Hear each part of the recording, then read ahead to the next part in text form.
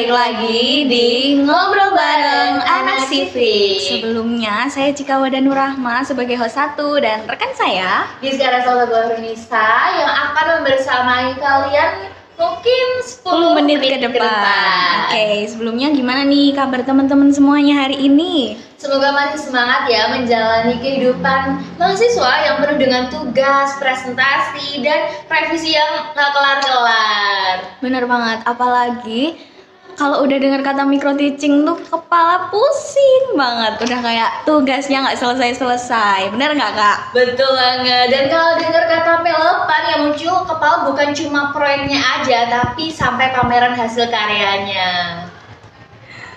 Tapi tenang, hari ini kita nggak akan bahas yang berat-berat. Kita hari ini bakal ngobrol bareng seru karena kita kedatangan beberapa teman-teman kita yang akan menceritakan nih gimana kegiatan-kegiatan kemarin kayak micro teaching, pameran, dan banyak lagi. Iya, langsung saja kita ke podcastnya. Oke, langsung saja kita sambut narasumber yang pertama, yaitu Kak Amel.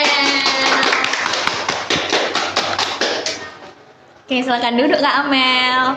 Oke, yang selanjutnya nih kita panggil narasumber kedua kita yang nggak kalah seru nih pastinya, yaitu Kak Lia. Silakan masuk Kak Lia. Oke Kak Lia, boleh silakan duduk. Sebelumnya nih boleh perkenalan dulu, mulai dari siapa tadi Kak? Perkenalkan, nama saya Amelia Nutasari dari angkatan 24. Oke. Halo Kak Amel. Halo, Kak Amel.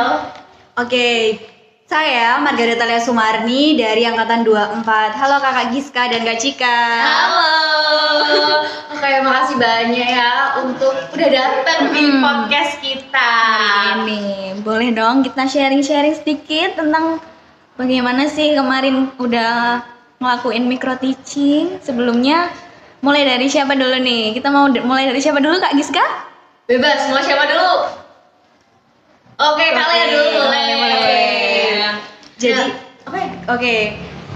Mulai dari Du1 itu Sebelumnya bisa dijelasin dulu Kak, micro teaching itu kira-kira apa biar teman-teman semua juga tahu. Iya betul. Oke, micro teaching itu adalah suatu pelaksanaan yang dimana kita itu nanti pastinya akan terjun langsung ke SMA atau SMP. Jadi kita itu dibekali sebuah ilmu agar tidak grogi saat kita itu terjun ke sekolah SMP atau SMA seperti itu. Oke, boleh sharing nih Kak, pengalamannya kemarin gimana Kak? Oke, jadi itu kan terdapat 3 pelaksanaan atau 3 siklus. Yang pertama itu ada Du1, lalu Du2 dan ujian micro teaching seperti itu. Oke, kalau boleh diceritain nih Kak, kemarin itu waktu Du1, Du2 itu Kak Lia itu ambil materinya materi apa dan kelasnya itu kelas berapa? Oke, jadi waktu Du1 itu mendapatkan materi kelas 8 itu terkait bab 3 tentang peraturan di lingkungan rumah, sekolah maupun masyarakat. Sedangkan Du2-nya itu tentang keberagaman yang harmonis itu di kelas 9 pada Subbab B. Seperti itu Kak. Oke, nah kenapa sih kakak memilih materi tersebut? Apa karena mudah atau ada alasan lainnya? Oke, jadi untuk Du1 itu yang bab 2 itu kan tentang peraturan yang ada di rumah, di lingkungan sekolah. Nah itu menurut saya itu materinya itu sangat mudah. Lalu yang di Du2 itu mungkin sangat berbobot soalnya tingkatannya itu makin naik ke SMA gitu, Kak. ya, makin tinggi ke SMA seperti itu Kak. Oke, kan udah dijelasin nih tadi micro teachingnya itu ada plan gitu. Terus kalau buat media pembelajarannya nih Kak Lia itu bikin apa? Oke, jadi untuk Du1, Du2 itu saya menggunakan waktu medianya itu Apersepsi, ada gambar yang di PPT, lalu ada wayang dan menggunakan roda berputar seperti itu Kak. PPT-nya bikin sendiri nih Kak? Iya, bikin sendiri sama tanya-tanya temen gitu kayak ini tuh udah cocok belum gitu. Oke, berarti dua-duanya Kak Lia tuh pakai PPT semuanya? Iya, pakai PPT semuanya. Menarik banget nih, dari sekian banyak media yang digunain, kenapa akhirnya memilih media tersebut gitu? Oke, jadi waktu ujian mikro itu dari dosennya itu harus memunculkan ataupun menampilkan media yang sangat terlihat seperti itu. Jadi saya menggunakan roda berputar dan wayang seperti itu Kak. Kalau boleh tahu ini media dari kakaknya? Bukan, ini media dari pameran, yaitu pamerannya kemarin tuh membuat jamu seperti itu. gitu. Jadi membuat diorama. Oke, kayaknya untuk pameran akan kita bahas di next nanti. Iya, betul banget. Oke, sebelumnya nih, apakah ada tips and trick gitu Kak? Kayak waktu ngajar tuh Kak Lia tuh punya kayak pengalaman apa gitu yang kayak bisa di-sharing ke teman-teman nih? Oke, jadi kalau bisa itu sebelum melaksanain mikro, misalnya di hari apa gitu, kita itu jauh-jauh hari sudah harus mengerjakan kayak bahan ajar, lalu terkait rencana pembelajarannya, lalu membuat media-medianya. Nah, jadi kita itu hari Hamin berapa itu udah selesai semua dan kita itu udah memahami materi-materi yang akan kita jelaskan kepada peserta didik seperti itu. Nah, oke.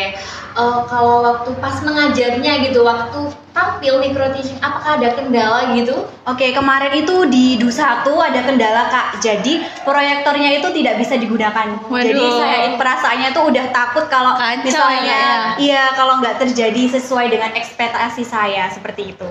Kalau misalnya terjadi kayak tadi proyektornya nggak Mati. hidup, gimana cara kakak buat ngatasin kayak gitu? Oke, mungkin dari saya sendiri itu mengatasinya menjelaskan materi tanpa PPT kepada peserta didik. Soalnya kan kita jauh-jauh hari itu sudah memahami isi dari materi tersebut sehingga terlaksana dengan baik. Seperti itu Kak. Terus kalau ada kayak kesalahan-kesalahan kayak gitu nih Kak, kira-kira Kak Lia tuh pengen ngulang gitu nggak Kak? Oke, kalau dari DU1, DU2 maupun ujian, kalau misalnya ada kesalahan, pastinya saya itu ingin mengulang dari kesalahan-kesalahan tersebut. Ingin mengulang kesalahan-kesalahan? Enggak, ingin apa namanya? Ingin memperbaiki dari kesalahan-kesalahan tersebut seperti itu. Nah, untuk teman-teman calon guru yang sebentar lagi ikut micro teaching, boleh dong kasih tips and trick buat bener teman-teman banget nih. yang menonton gitu. Oke, jadi untuk teman-teman yang menonton podcast kami pada hari ini, tips dari saya itu juga bagaimana kita itu harus bisa memanajemen waktu untuk mengerjakan apa yang harus dibuat seperti bahan ajar, lain media dan lain sebagainya agar tidak ada kendala di waktu hari H seperti itu. Oke. Nih pernyataan-pernyataan dari Kak Lia tuh menarik banget. Sekarang kita move ke Kak Amel. Oke nih Kak Amel, boleh di-sharing juga dong Kak tentang media-media pembelajaran. Kan tadi udah nih mikro tuh kayak pembelajaran di kelasnya. Terus buat ngedukung micro teaching kan kita pakai media-media gitu Kak. Boleh di-sharing nih Kak. Sama ini Di kira-kira depan- apa Kak ini? Iya, di depan ada apa ini? Boleh diambil? Boleh diambil? Boleh? Boleh dijelasin nih Kak sedikit-sedikit. Jadi di tahap micro teaching itu kan ada planner. Di plan itu kita juga membuat kayak RPM gitu, rancangan pembelajaran mendalam. Nah, di sini itu berisi kayak capaian, tujuan pembelajaran. Setelah itu ada kayak alur pembelajarannya itu seperti apa, dari mulai pendahuluan, kegiatan inti maupun evaluasi. Nah, yang selanjutnya yaitu di sini ada bahan ajar juga. Nah, ini berupa isi dari materi yang akan diterapkan. Ajarkan, Ya, iya. betul. Oh gitu Kak. Terus menurut Kakak nih kan sekarang tuh eranya digital banget. Terus kalau menurut Kakak tuh kayak media pembelajaran yang berbasis digital itu penting nggak Kak? Menurut saya itu penting karena zaman sekarang ya itu udah banyak kayak AI, GPT dan lain sebagainya. Jadi kita itu sebagai generasi muda itu harus bisa mengikuti perkembangan zaman. Berarti memanfaatkan teknologi dengan Bener baik banget, gitu ya. Oke. Nah, waktu praktik kemarin Kak Amel pakai media apa? Untuk dulu pertama saya menggunakan gambar wayang anak juga. Terus untuk evaluasi saya menggunakan kartu berantai. Seperti itu. Oke.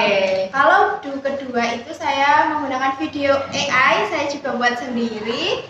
Terus sama kayak evaluasinya itu kayak game turnamen gitu, pakai estafet intip soal. Seperti itu. Menarik banget ya Iya, media bener. pembelajarannya. Keren Terus banget.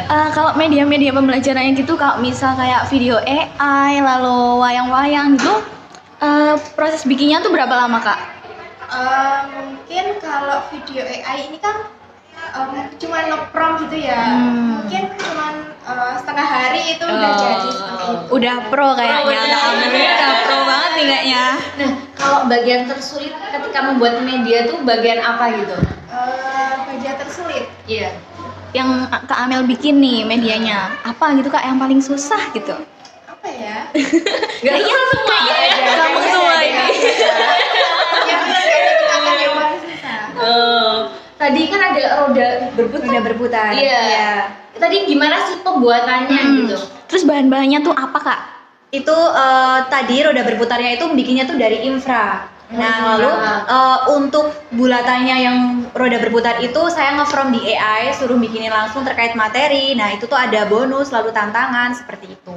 Kemarin juga sempat dibantu sama teman-teman gitu. Oh, gitu. So sweet. Supportive banget. Iya, soalnya saling memotivasi, gitu. saling mendukung. Oke boleh. Kalau Kak Amel juga apa bikinnya nih berdua nih bareng nih jangan-jangan ini. Ya kita saling bantu, ya. Seru. Gimana Kak Giska? Misalnya nih kalau ada mahasiswa yang merasa kayak nggak kreatif membuat media, nah saran rekomendasi kayak misalnya aplikasi atau apa gitu yang mudah buat mahasiswa yang tidak kreatif Buat ini. mendukung Iya, gitu. mendukung gitu. Kira-kira apa Kak?